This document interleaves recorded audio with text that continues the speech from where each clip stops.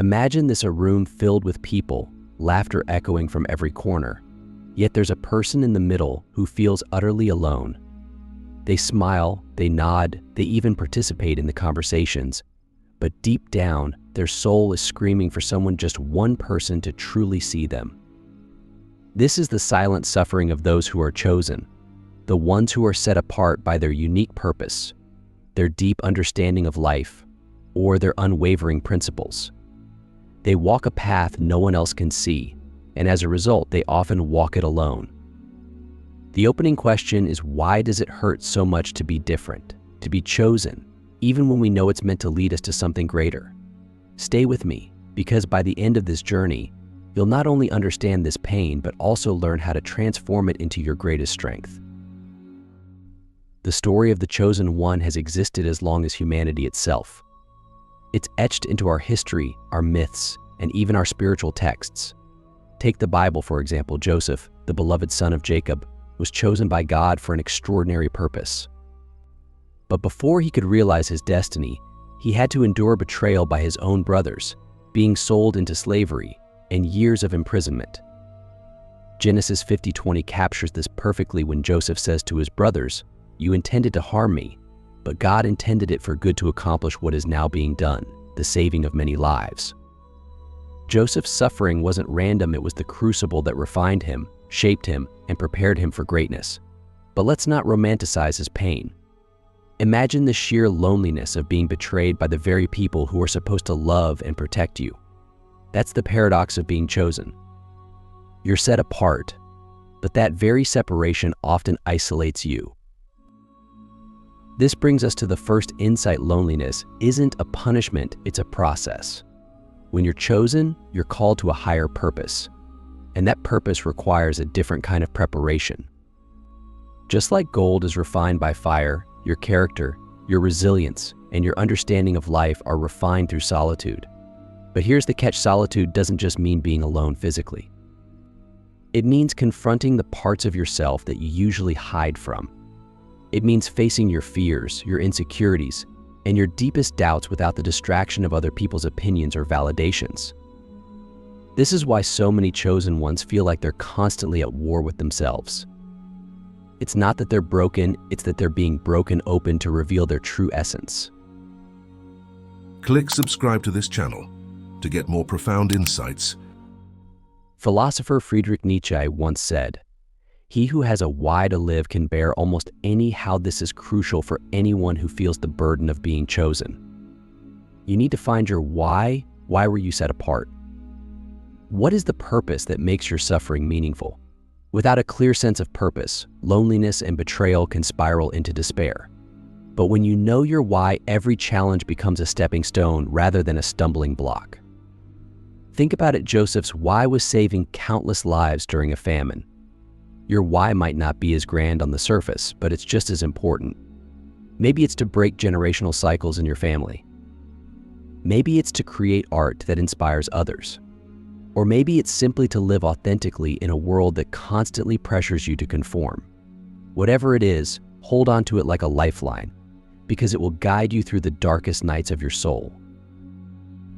Now, let's address betrayal. Betrayal cuts deeper than almost any other form of pain because it comes from those we trust. It's one thing to be hurt by a stranger, it's another to be wounded by someone you've let into your heart. And yet, betrayal is often a defining moment for chosen ones. Why?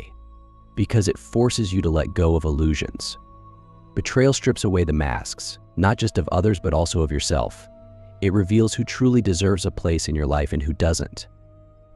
More importantly, it teaches you to rely on something greater than human relationships, whether that's your faith, your inner strength, or your connection to the universe. Consider the words of the Stoic philosopher Epictetus. It's not what happens to you, but how you react to it that matters. This is the essence of navigating betrayal. You can let it make you bitter, or you can let it make you better. The choice is yours. But here's the secret most people don't realize: betrayal is also a form of liberation. When someone betrays you, they're showing you their true colors. They're giving you the gift of clarity. And with that clarity, you have the power to set boundaries, to protect your energy, and to walk away from what no longer serves you. But let's be honest, this process is excruciating. It's one thing to understand these concepts intellectually, it's another to live through them. There will be nights when you question everything: your purpose, your worth, even your sanity. There will be moments when you want to give up, when the weight of loneliness and betrayal feels too heavy to bear. And in those moments, the most important thing you can do is to keep going. Not because you have all the answers, but because the very act of moving forward is an act of faith. Faith that your pain has a purpose. Faith that you're being prepared for something greater. And faith that, in the end, everything will make sense. This is where the concept of acceptance comes in, but not the passive kind of acceptance that leaves you stuck. I'm talking about active acceptance, the kind that says, this is my reality right now, but it's not my final destination. Active acceptance allows you to acknowledge your pain without being consumed by it. It lets you feel your emotions without letting them control you. And it helps you shift your focus from what you've lost to what you're gaining. One practical way to cultivate active acceptance is through gratitude. I know it sounds cliche, but gratitude is one of the most powerful tools you have. It doesn't mean ignoring your pain or pretending everything is fine. It means finding something, anything to be thankful for, even in the midst of your suffering. Maybe it's the lessons you're learning. Maybe it's the strength you're building. Or maybe it's simply the fact that you're still here, still fighting, still moving forward. Gratitude doesn't erase your struggles, but it changes how you see them. It shifts your perspective from victimhood to empowerment. Finally, remember this: you're not alone. Yes, your path is unique, and yes, it's often isolating. But there are others out there who understand what you're going through, even if you haven't met them yet. And more importantly, there's a version of you waiting on the other side of this journey, a version that's stronger, wiser, and more fulfilled than you can imagine. So keep going, keep believing, and know that your silent suffering is not in vain. It's the foundation of something extraordinary. Let's take a deeper dive into the silent suffering of the chosen ones. We've already explored how loneliness and betrayal shape the path of those set apart for a unique purpose. But now we need to ask, how do you endure the weight of this burden without breaking? How do you thrive when the world keeps telling you that you're too different or too much? These questions aren't just philosophical, they're deeply practical. Because the truth is, being chosen doesn't exempt you from the struggles of life. If anything, it amplifies them. And yet, it also gives you the tools to transcend them if you're willing to see the bigger picture. Let's start with loneliness. Loneliness, for the chosen ones, isn't just the absence of connection, it's the presence of a deeper awareness. You see things others don't. You feel things on a level most people can't comprehend. And this heightened awareness can feel like a curse when you're surrounded by people who don't understand you. But here's the thing: loneliness isn't a reflection of your worth. It's a reflection of your path. The philosopher Soren Kierkegaard once wrote, "The crowd is untruth." What he meant is that truth is rarely found in the masses. It's found in the individual who dares to seek it, even if it means standing alone. This is the reality of being chosen. Your path is yours alone, and not everyone is meant to walk it with you. But how do you cope with this kind of loneliness? The first step is to reframe it. Instead of seeing your solitude as a void, see it as a space to grow, to reflect, to heal. Solitude is where you meet yourself, where you discover who you really are without the noise of the world. It's where you cultivate the inner strength that will carry you through even the darkest times. And here's a practical tip: instead of trying to fill your loneliness with distractions, whether it's social media, meaningless relationships, or endless busyness, lean into it. Use your solitude as an opportunity to create, to learn, to connect with something greater than yourself. Whether that's through meditation, journaling, or simply sitting in silence, let your loneliness be a teacher rather than a tormentor. This brings us to the idea of self-reliance. When you're chosen, you don't have the luxury of depending on others the way most people do. This isn't to say you don't need support, you absolutely do. But your primary source of strength has to come from within. Think about Jesus in the wilderness, fasting for 40 days and nights. He faced temptation, isolation, and exhaustion, but he emerged stronger because he relied not on external comforts but on his connection to God and his own inner resolve. In Matthew 4:4, Jesus says, "Man shall not live by bread alone, but by every word that proceeds from the mouth of God." This isn't just a religious statement, it's a profound truth about human resilience. When you're chosen, you're called to nourish yourself on something deeper than the superficial comforts most people cling to. But let's not sugarcoat this process. Building inner strength is hard. It requires discipline, patience, and an unflinching willingness to face your own flaws. One practical way to start is by developing daily rituals that ground you. These could be as simple as a morning routine that sets the tone for your day, or as profound as a spiritual practice that connects you to your purpose. The key is consistency. Strength isn't built in a day, it's built in the small, daily choices you make to show up for yourself, even when it's hard. Now let's shift to betrayal. If loneliness is the fire that refines the chosen ones, betrayal is the hammer that shapes them. It's a force that breaks you down, but only so you can be rebuilt stronger. Think about the betrayal of Jesus by Judas. This wasn't just a betrayal of trust, it was a betrayal of love, of friendship, of shared purpose. And yet, Jesus didn't let Judas's actions define him. He understood that betrayal wasn't the end of his story, it was a pivotal part of it. This is a lesson we can all learn from. Betrayal feels personal, but it's rarely about you. It's about the betrayer, their fears, their insecurities, their inability to honor your value. And once you realize this, you can begin to let go of the bitterness that betrayal so often leaves behind. But forgiveness doesn't mean forgetting. It doesn't mean letting the person who hurt you back into your life. Forgiveness is about freeing yourself from the chains of resentment. It's about reclaiming your power and choosing to move forward without carrying the weight of someone else's actions. A practical way to start this process is by writing a letter to the person who betrayed you, but don't send it. Pour out all your feelings, your anger, your sadness, your confusion. Then, when you're ready, destroy the letter as a symbolic act of release. This isn't about erasing the past, it's about choosing not to let it control your future. And this brings us to one of the most important insights of all. Being chosen isn't just about enduring pain, it's about transforming it. Pain, when processed with intention, becomes wisdom. It becomes compassion. It becomes the fuel that drives you to fulfill your purpose. But transformation doesn't happen automatically. It requires you to confront your pain head on, to sit with it, to understand it. This is where mindfulness comes in. Mindfulness isn't just about being present, it's about being present with whatever arises, whether it's joy or sorrow, peace or turmoil. When you practice mindfulness, you create a space between yourself and your pain, a space where transformation can occur. One practical exercise for this is what's called sitting with the pain. Find a quiet place where you won't be disturbed. Close your eyes and turn your attention inward. Notice where you feel the pain in your body. Is it in your chest, your stomach, your throat? Instead of resisting it or trying to make it go away, simply observe it. Breathe into it. Allow it to be there without judgment. You'll find that, over time, the pain begins to soften. It doesn't disappear, but it loses its grip on you.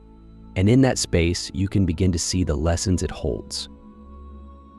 Ultimately, the journey of the chosen ones is about alchemy. It's about turning the lead of loneliness and betrayal into the gold of purpose and fulfillment. But this process requires faith, not blind faith, but a deep, unshakable belief that your struggles are not in vain, that there's a reason you were set apart, that your pain is part of a larger story, one that's still unfolding. And when you embrace this faith, you begin to see your suffering not as a punishment, but as a gift that's shaping you into the person you were always meant to be. Now that we've explored the weight of loneliness and the sting of betrayal, let's talk about what lies on the other side of this suffering. Being chosen isn't just about enduring pain, it's about rising from it. It's about discovering the unique power and purpose that your struggles have prepared you for. But the truth is, many chosen ones spend so much time surviving that they forget they're meant to thrive. So how do you shift from survival to mastery? From carrying the burden to wielding the gift? Let's unpack this final, transformative stage of the journey. The first step is understanding that your suffering is not a detour, it's the path.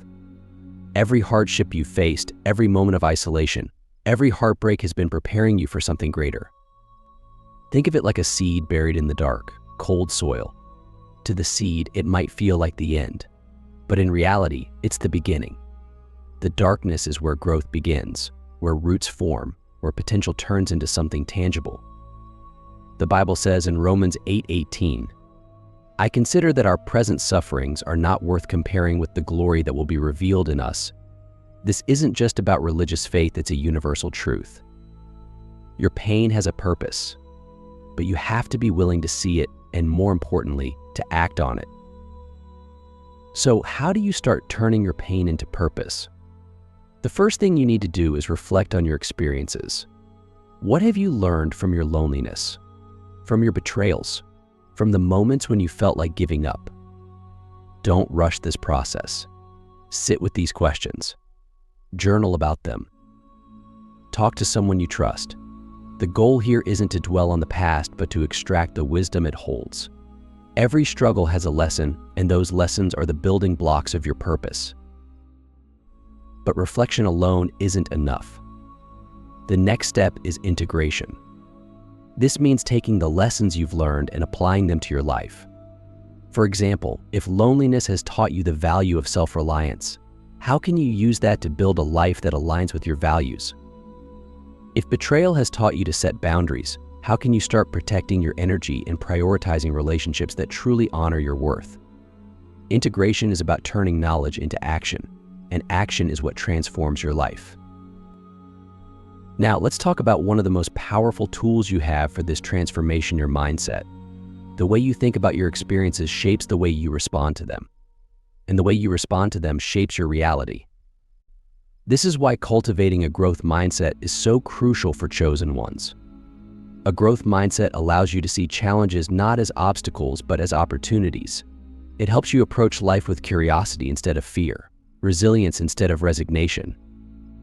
One practical way to develop a growth mindset is by reframing negative thoughts. For instance, instead of thinking, "Why does this always happen to me?" try thinking, "What is this teaching me?" It's a simple shift, but it can change everything. Another key to thriving as a chosen one is finding your tribe. Yes, your path is unique, and yes, it can be isolating, but that doesn't mean you have to walk it completely alone. There are others out there who share your values, your vision, your depth of understanding. The challenge is finding them. This requires patience and discernment, but it's worth the effort. Start by seeking out communities or spaces where people are engaging with the ideas that resonate with you. This could be a spiritual group, a creative community, or even just a close friend who truly gets you. These connections won't eliminate your loneliness, but they will remind you that you're not the only one walking this path. However, even as you build connections, remember this: not everyone will understand your journey, and that's okay. One of the hardest but most liberating truths you'll ever learn is that you don't need everyone to like you, agree with you, or even understand you. What matters is that you stay true to yourself and your purpose. The philosopher Marcus Aurelius wrote, "The approval of others will not bring you peace. Peace comes from within, from knowing that you're living in alignment with who you are and what you're here to do." This brings us to the concept of self-actualization. Self-actualization is the process of becoming the fullest, truest version of yourself. It's about realizing your potential, not just for your own sake, but for the sake of the world. Because here's the thing: chosen ones aren't just here to endure, they're here to contribute. Your unique insights, your hard-won wisdom, your creative energy, all of these are gifts that the world needs. But self-actualization requires courage. It requires you to step into the unknown, to take risks, to fail and try again. And it requires you to trust that the universe or God or fate or whatever you believe in is guiding you toward where you're meant to be. A practical way to start this process is by setting small, meaningful goals that align with your purpose. These don't have to be grand or life-changing right away. Maybe it's writing a blog post about something you've learned. Maybe it's volunteering for a cause you care about. Maybe it's simply taking better care of your mental and physical health. The point is to start taking action, no matter how small. Action creates momentum, and momentum creates change. Finally, let's talk about the ultimate payoff of this journey: freedom. Freedom from the expectations of others. Freedom from the wounds of the past. Freedom to live fully and authentically as yourself. This is the wow factor we talked about earlier, the moment when you realize that everything you've been through has led you to this point. It's not a destination, it's a state of being. A state where you're no longer defined by your pain, but empowered by it. A state where you can look at your life and say, I wouldn't change a thing, because every moment has made me who I am.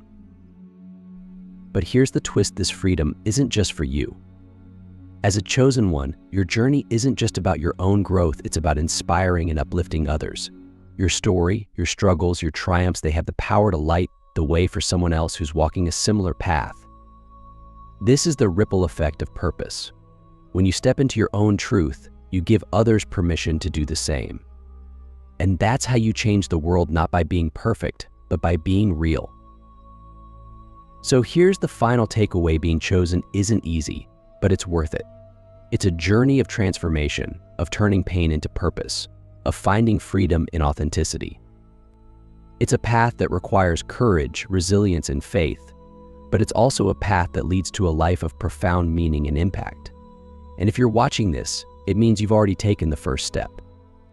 You've acknowledged your uniqueness, your struggles, your potential. Now it's time to embrace it, to own it, to walk your path with your head held high, knowing that you're not alone and that your story is far from over. Thank you for staying with me through this journey. Remember, the world needs what only you can offer. So keep going, keep believing, and never forget the silent suffering of the chosen ones is not a punishment, it's a calling. A calling to rise, to create, and to change the world.